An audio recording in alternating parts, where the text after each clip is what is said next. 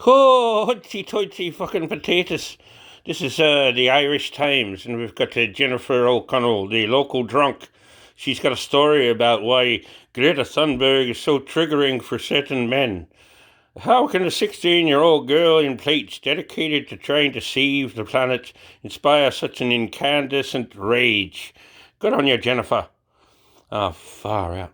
Why is Greta Thunberg so triggering? How can a 16-year-old girl in plates who has dedicated herself to not exactly sinister authoritarian plot of trying to save the planet from extinction, inspire such an incandescent rage? I tell you, if this was a movie, she would have won the Academy Award by now. She's done a great performance for a child, you know. But, like she's going on about how amazing she is. She's in this boat, and it's like if you look around her, all the stuff around her in the boat, it's all plastic, it's all shit made. And the thing is, she hasn't done anything yet. She's too young to have done anything to the planet. But give her time. She's already has, indirectly, as we know, if we want to get technical, but why bother at the moment? Last week she tweeted that she had arrived in New York after her 2-week transatlantic voyage. Yeah, alright, finally here. Thank you everyone who came to see me off in Plymouth. I'd see you off to fucking see you later. But anyway, now I'm going to rest for a few days, and on Friday I'm going to participate in the strike outside the UN before promptly giving a press conference in English. Yes, her second language. Oh, cool, she knows more than one language. Now let's go. Her remarks were immediately greeted with a barrage of jibes about virtue signalling and snide remarks about the 3 crew members who will only have to fly out to take the yacht home. Will have to fly out to take the yacht home. This shouldn't need to be spelled out, but as some people don't seem to have grasped yet, we'll give it a lash. Wow, here we go. Some condescending writing here from Jennifer. So, Thunberg's trip was an act of protest, not a sacred commandment or an instruction manual for the rest of us. Like all acts of protest, it was designed to be symbolic and provocative. Who funded this? You don't just get a yacht and go cruising around the world for free. Somebody's put the money in here, and we know there's people behind this stuff, and as much as you people like to diffuse that idea, but anyway, for those who missed the point, oh, and how they missed the point, really? She retweeted someone else's friendly reminder that you don't need to spend 2 weeks on a boat to do your part to avert our climate emergency. You just need to do everything you can. No, you need to just stop doing stuff. This is half the problem. How does doing stuff to counter stuff that's been done actually equal solution? That's just making more shit that you don't know the end result of, the cause and effect, which you people fail to ever bring up. You need to spend 2 weeks on a boat. Yeah, sorry, we'll go this head, the whatever you call them. Some of the criticism levelled at Thunberg is astonishing. It is the most vicious and most gratuitous beyond of playground bullying. So why are you going to bring it down to men attacking women when that's not true at all? That's virtue signalling, I think. Part of the reason she inspires such rage, of course, is blindingly obvious. Okay, all right, tell me. Climate change is terrifying. Of course it's terrifying. If somebody said to you every day that the fucking world was ending because of your shit that you left everywhere and you only had days, of course it's terrifying. The Amazon is burning. Yeah, it's always burning. So too is the savannah. Yeah, and parts of the Arctic are on fire. Yeah, all right, show me.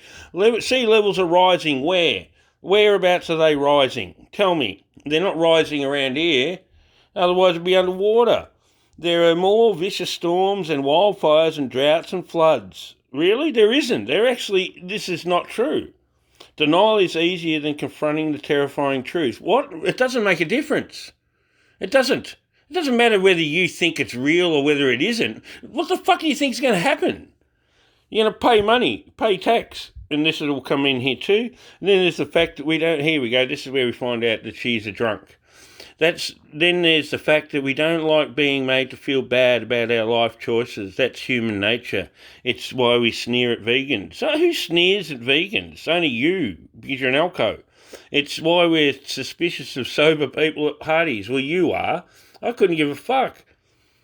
And if anybody is likely to make you feel bad about your life choices as you jet back home, who's jetting back home after their third Ryanair European mini breaks this season? See, your target audience is not the people that you think that are being manipulated by this. Those people don't give a fuck about this. So they're not even reading your shit. It's only these poor middle class and lower that are getting affected by this, that read this and go, we're fucking the planet and stuff. But no, it's the fucking fat cocks that been fucking the planet. You just keep buying the shit. Gee, I don't need this on a Thursday. Who does? It'll be a sight of small-boned child suspecting herself to a fortnight being tossed about on the Atlantic with only a bucket bearing a poo-only plea. Oh, my God. Signed by way of luxury in order to make a point about climate change. Wow. Yeah, we've all made a point about climate change. And then we're going to go to Meghan Markle and Prince Harry and their 4 private jets in 11 days. Well, this is another thing. People keep consuming. Why do you facilitate that? Why do you facilitate the royalty shit still in 2019? They should be fucking homeless like the rest of us. Even for someone who spends a lot of time on Twitter, who would?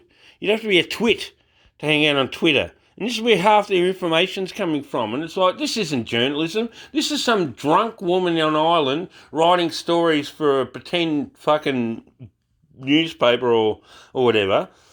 That it's just propaganda, 100%.